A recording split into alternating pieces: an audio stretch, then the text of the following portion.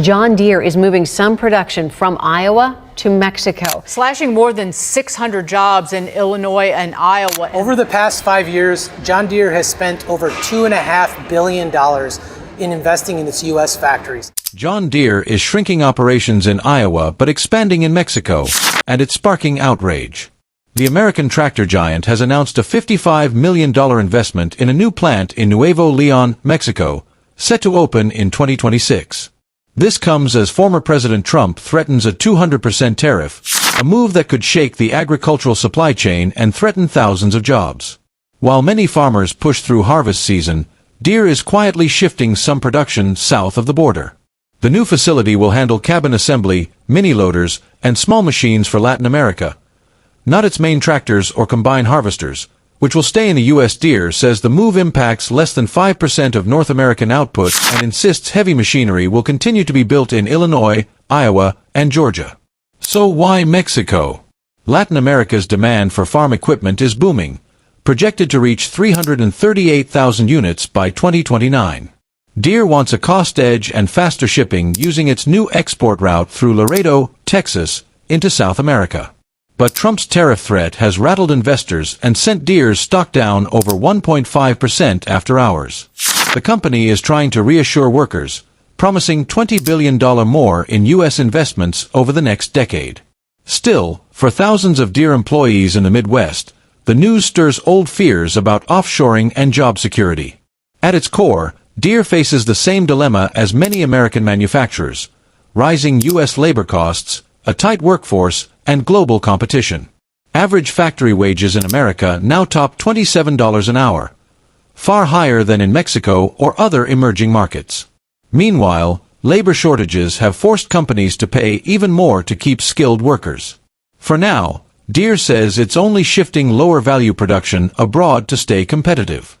But with tariffs looming and political pressure rising, the balance between made in America and global profit has never looked more fragile. Competition is heating up as rivals like Japan's Kubota and India's Mahindra keep undercutting John Deere's prices. A Kubota subcompact tractor sells for $12,000 to $18,000, while Deere's equivalent starts at $15,000 and can reach $30,000, often 20 to 30% higher. This gap has forced Deere to rethink its cost strategy to protect its U.S. market share.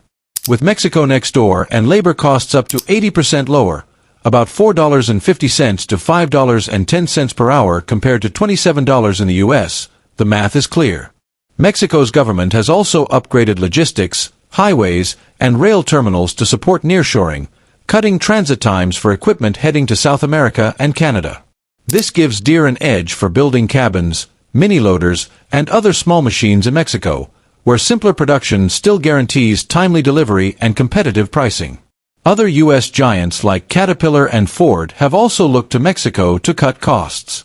But Deere must balance its proud, made in USA legacy, a key selling point for loyal customers, with the push to move 5 to 10% of production south of the border.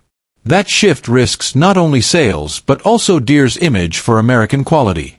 When Trump threatened a 200% tariff on Deere's Mexican-made imports, the company's stock fell over 1.5% overnight, showing how fast markets react to tariff threats. Critics warn this protectionism may end up hurting the very industry it claims to defend. Deere plans to invest $20 billion over the next decade in U.S. infrastructure and technology to keep skilled jobs at home and boost productivity through automation. But time is tight. Overseas competitors are using their low costs to win big contracts in Latin America, where demand for farm machinery is projected to top 338,000 units by 2029, growing 4.5% a year. Deere faces a stark choice: stick with its higher-cost American roots or shift more production abroad to stay competitive, a move that could reshape its century-old legacy. When Trump turned Deere's Mexico plan into a campaign talking point during a debate, he branded it a betrayal of American workers and doubled down with the threat of 200% tariffs. Deere's stock drop was swift, sending a clear signal to other manufacturers weighing nearshoring plans. At a Pennsylvania rally, Trump told union workers and farmers, "Anyone who backs John Deere is standing against America." Economists warn these tariffs could violate the USMCA trade deal, damage U.S.-Mexico ties, and push up equipment prices, hurting the same farmers they're meant to protect. Deere's dilemma has rattled other industries too. Automakers, equipment makers, and even medical device companies are now reconsidering Mexico expansions. Commerce Department data shows over 60% of Fortune 500 firms already operate in Mexico, and any tariff shocks could disrupt supply chains, raise costs, and hit consumers. If Deere pulls back under tariff pressure, equipment shortages could drive up rental rates and maintenance fees, hitting farmers mid-season with higher costs and delayed harvests, feeding into food price spikes that could complicate the Fed's fight against inflation. Trump's tariff threat isn't just political theater, it's testing the backbone of U.S. industry. From Midwest factories to Silicon Valley, companies now face the same question. Is saving on labor abroad worth the political risk at home? And in the end, who pays the price for a trade war? Corporations, workers, or consumers? In today's global supply chain, a single political move can disrupt entire industries. John Deere, once the pride of American farmers, now faces fields full of idle tractors across Iowa and Nebraska. When the company shifted part of its production to Mexico, the administration struck back. Trump threatened a 200% tariff and ramped up customs inspections, leaving countless containers stuck at the border. Many farmers, unable to get tractors and combines on time, have seen harvests stall and losses mount into the hundreds of millions. Amid the chaos, Midwestern farmers have rallied behind the right to repair. For years, John Deere locked down its machine software, forcing farmers to rely on costly authorized dealers for even simple fixes. Now, over 11 states, including Colorado and Illinois, have passed or drafted laws requiring manufacturers to provide the tools and software farmers need. After Colorado's law took effect in early 2024, ranchers reported repair wait times dropped by 30% within days, helping them meet critical planting and harvest windows. The movement is spreading fast. At a recent conference in Des Moines, hundreds of farmers gathered to demand Congress protect their right to repair and stop manufacturers from blocking access. Meanwhile, the U.S.-Mexico border has become a flashpoint. Customs, under tariff pressure, have detained shipments of Mexican-made equipment for extra inspections, leaving millions of dollars worth of machinery stranded. Nebraska alone saw over $50 million in losses in just 2 weeks as the wheat harvest peaked. This standoff puts John Deere in a bind. On one side is America's urgent need for functioning equipment. On the other is Deere's cost-cutting move to Mexico. An FTC-led lawsuit, joined by several states, claims Deere's repair restrictions violate antitrust laws and could cost the company hundreds of millions, along with its image as a farmer's ally.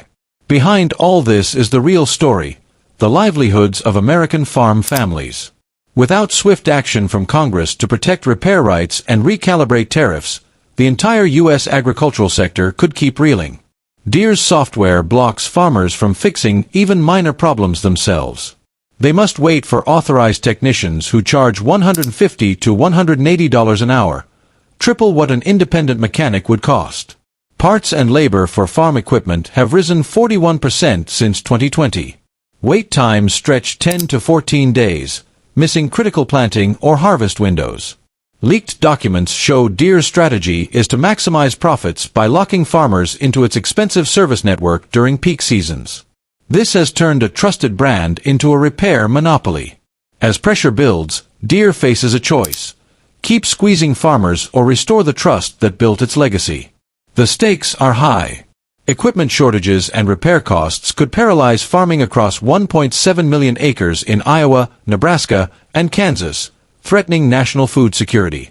In response, Mexico has demanded Deere guarantee farmers' right to repair, create a compensation fund for losses, and share technology so small farms can maintain equipment without dealership chokeholds.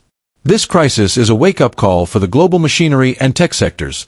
When monopolies clash with livelihoods, the shockwaves cross borders and threaten entire supply chains. John Deere now faces the greatest test in its 185-year history. Will it tighten control and risk alienating the very farmers it relies on, or open up and adapt to protect its legacy? The coming decisions in Washington will decide who controls America's harvests, the politicians wielding tariff threats, or the farmers who feed the nation. This was just the beginning. Hit that subscribe button and buckle up. Digital Garage has so much more in store.